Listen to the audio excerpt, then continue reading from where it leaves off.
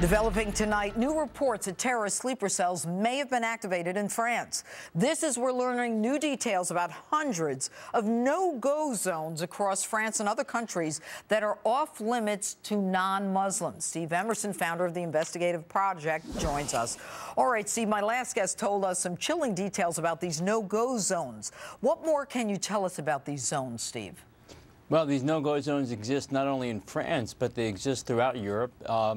They're sort of amorphous. They're not contiguous necessarily, but they're sort of safe havens, and they're places where the governments like France, Britain, Sweden, Germany, they don't exercise any sovereignty. So you basically have zones where Sharia courts are set up, where Muslim density is very intense, where the police don't go in, and where it's basically a separate country almost, a country within a country. You know what it sounds like to me, Steve? It sounds like a caliphate within a particular country.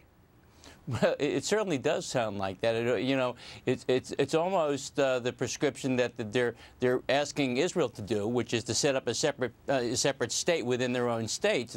Except they're not recognizing it, and they're not dealing with it because they don't want to. I got into a tweet fight with the French ambassador who denied that there are any such things as no-go zones, except on the French, official website it says there are, and it actually has a map of them.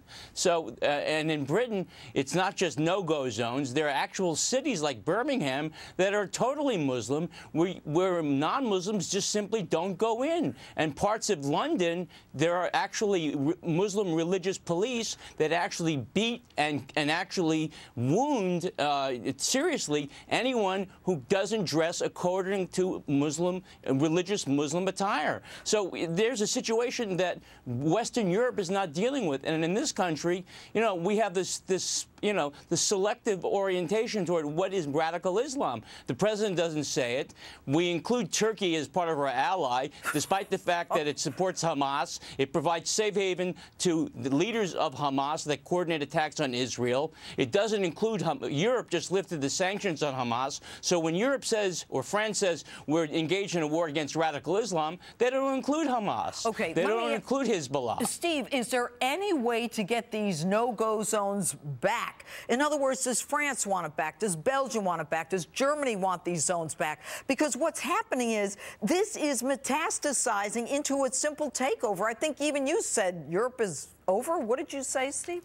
I said Europe is. I said the other day Europe is finished because if you extrapolate the number of Muslims, and I'm not saying that all Muslims are terrorists, far from it. Of course but the problem is that the leadership of the Muslim communities in Europe deliberately don't want to integrate. And so they establish these zones which refuse to integrate, and they use them as leverage against the host country as political and military leverage. So will these countries take it back? I don't see it happening at this point. You see a reaction by the population, Judge, but I don't see the country elites taking them back. And that's really unfortunate because it fosters the whole perpetuation of radical Islamic generations from here to come. All right. I just have a few seconds left, Steve. Tell us very quickly about these women. We hear about this woman, Bamidien, as well as some of the other female terrorists. I mean, there are a lot of them in France, I understand.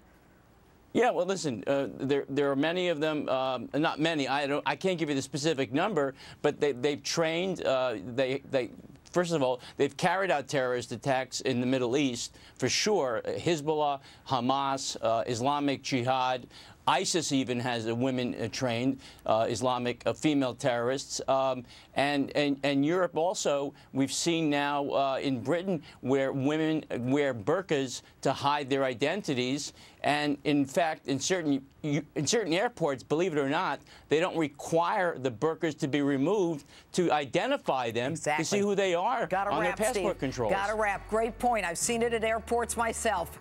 Coming up, an inside